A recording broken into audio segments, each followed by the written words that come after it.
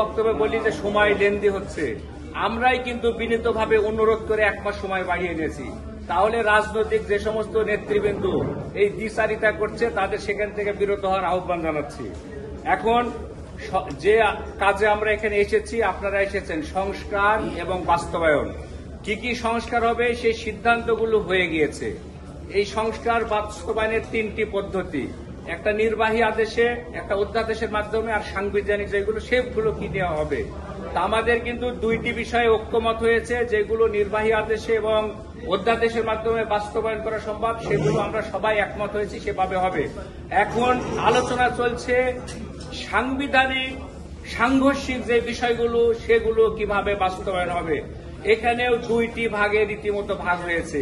আমি মনে করছি সে একটি, কেউ চাচ্ছে যে আগামী পার্লামেন্টে গিয়ে তারা ক্ষমতায় বসে সংস্কার করবে, আর এক শ্রেণী চাচ্ছে যে যেহেতু বাংলাদেশে বিগত দিনে যারা ক্ষমতায় যায় কেউ কথা দিয়ে কথা রাখে না, সুতরাং পার্লামেন্ট গঠন হওয়ার আগেই বাস্তবায়ন হোক।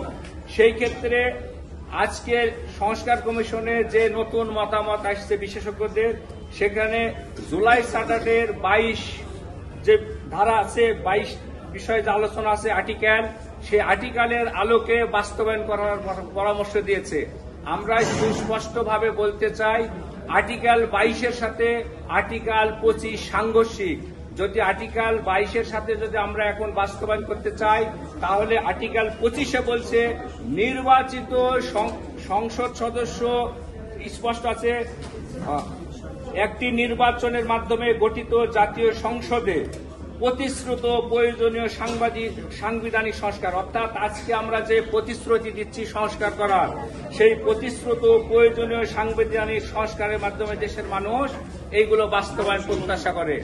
আমরা স্পষ্ট বলেছি যে বিশেষজ্ঞদের এই পরামর্শ যুক্তিযুক্ত নয়, কারণ আমরা যেহেতু 2টি ভাগে ভাগ হয়েছি, এই কারণে জুলাই গণ অভ্যুত্থানের পরে আমরা দেশকে একটি স্থিতিশীল জায়গায় পৌঁছার জন্য 106 অনুচ্ছেদ অনুযায়ী একটি সরকার গঠন করেছি।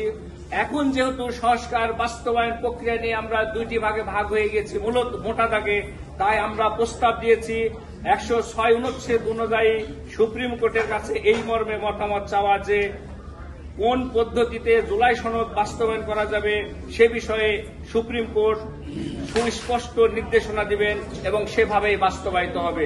আপনাদের সবাইকে ধন্যবাদ। আসসালামু আলাইকুম। আমাদের সিনিয়র সহ সভাপতি বিশিষ্ট নারী নেত্রী মিসেস তানিয়া রব আপনাদের সামনে উপস্থিত হয়েছি আজকের আলোচনার বিষয়ে কথা বলবার জন্য। প্রিয় বন্ধুরা, আমাদের দলের পক্ষ থেকে আপনাদেরকে শুভেচ্ছা জানাচ্ছি। আপনারা ইতিমধ্যে জেনেছেন আজকে কোন বিষয়টি আলোচনায় উপস্থাপন করা হয়েছে, সেই বিষয়ে ইতিমধ্যে আপনারা মতামত পেয়েছেন। আমরা জুলাই সনদের একটি আইনি ভিত্তি নিয়ে অনেকদিন থেকে কথা বলছিলাম।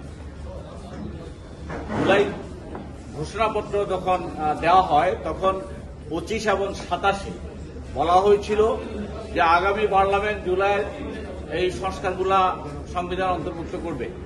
আমরা তখনই প্রশ্ন তুলেছিলাম যে জুলাই সনদের আইনি ভিত্তি না দিয়ে আগামী সংসদের উপরে ছেড়ে দেওয়ার মধ্য দিয়ে যে বক্তব্য সরকার জুলাই ঘোষণাপত্র দেওয়া হয়েছে সেটি সাংঘর্ষিক।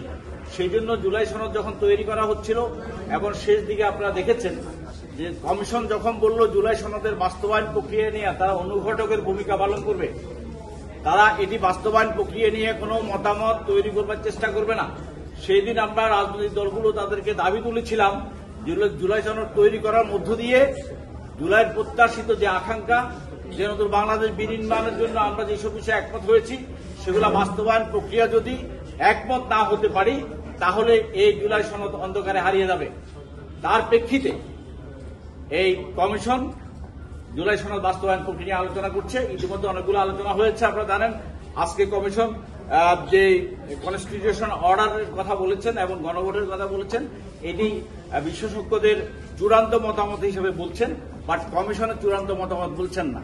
আমাদের কাছে উপস্থাপন করেছে, আমরা এর ভিত্তিতে আলোচনা করেছি। আমরা আমাদের দল সহ অনেকগুলো দল আমরা প্রতিবারে বলছি যে জুলাই সনদের আইনি ভিত্তি লাগবে এবং সে আইনি ভিত্তি কিভাবে হবে সে নিয়ে নানা রকমের মত পার্থক্য আছে।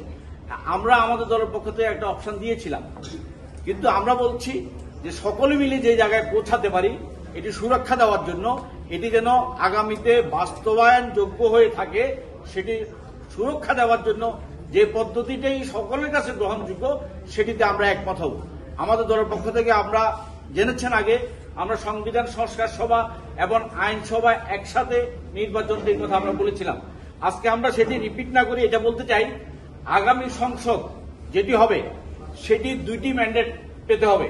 একটি হচ্ছে যে একটি সরকার গঠন করবার জন্য আগামী আইনসভা নির্বাচন অনুষ্ঠিত হবে, আরেকটি ম্যান্ডেট এই আইনসভাকে নিতে হবে, সেটি হচ্ছে যে মৌলিক সংস্কারে আমরা একমত হব সকলে মিলে, যেগুলোতে ঐক্যবদ্ধ তৈরি হবে সে সংস্কারগুলা করবার জন্য জনগণের ম্যান্ডেট প্রাপ্ত হবে না।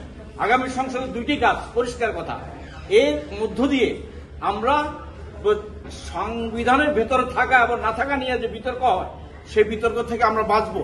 আমরা মনে করব সাংবিধানিক প্রক্রিয়ার ভিতরে থেকেই আমরা আমাদের এই সংস্কারগুলো সম্পূর্ণ করার ক্ষেত্রে আমরা একমত হতে পারবো। এই ক্ষেত্রে যে প্রস্তাবটি আমরা করছি আগামী পার্লামেন্টে দুইটি কাজ, দুই রকম ম্যান্ডেট নিতে হবে, সেই প্রশ্নে আইনগতভাবে এটা ঠিক অথবা বেঠিক অথবা কোন পদ্ধতিটা হতে পারে সেই প্রশ্নে 106-এ আমরা রাষ্ট্রপতি কর্তৃক সুপ্রিম কোর্টের কাছে সেটা ওনারা জানতে চাইতে পারেন যে এটা আইনগত প্রক্রিয়াটা কি হতে পারে, কোন পদ্ধতিতে এই আগামী সংসদকে এই দুটি ম্যান্ডেট দেওয়া যায়, সরকার গঠন এবং মৌলিক সংস্কার কথা। আমরা অনেকে বলি যে অঙ্গীকারে বড় কথা অথবা ইস্তেহারে বড় কথা, আমাদের অতীত বলে দেয় যে অঙ্গীকার আর ইস্তেহারের মধ্য দিয়ে আমরা থাকতে চাই না, থাকি না কখনো। সেই জন্য আমরা বলছি শত হাজার শহীদের আকাঙ্ক্ষার যে বাংলাদেশ, যেটুকু আমরা ঐক্যমত তৈরি হয়েছি, আমরা জানি আমাদের বহুদূর যাওয়া উচিত ছিল, আমরা যেতে পারিনি। আমরা সমাজের শ্রেণী পেশার মানুষদেরকে অংশীদারিত্ব দিতে পারি নাই, যারা রাজপথে লড়াই করেছে, রক্ত দিয়েছে, সেই গার্মেন্টস কর্মী, সেই প্রবাসী, সেই মজুর, দিন মজুর, তাদেরকে কিন্তু আজকের এই সংস্কার প্রক্রিয়া আমরা অন্তর্ভুক্ত করতে পারি নাই। এটা আমাদের বড় ব্যর্থতা। আগামী দিনে সে লড়াইটা আমরা জারি রাখবো, কিন্তু যেটুকু অগ্রগতি হয়েছে, যেটুকু রিপেয়ার করার চেষ্টা করা হচ্ছে বিদ্যমান মডেলের ভেতরে, সেই রিপেয়ারটুকু যেন যথাযথভাবে আইনি প্রক্রিয়া সম্পন্ন হয়, যথাযথ সংবিধানে অন্তর্ভুক্ত হয়, সেই জন্য আমরা দাবি করছি। আপনাদের সবাইকে ধন্যবাদ জানিয়ে আমাদের কথা শেষ করছি।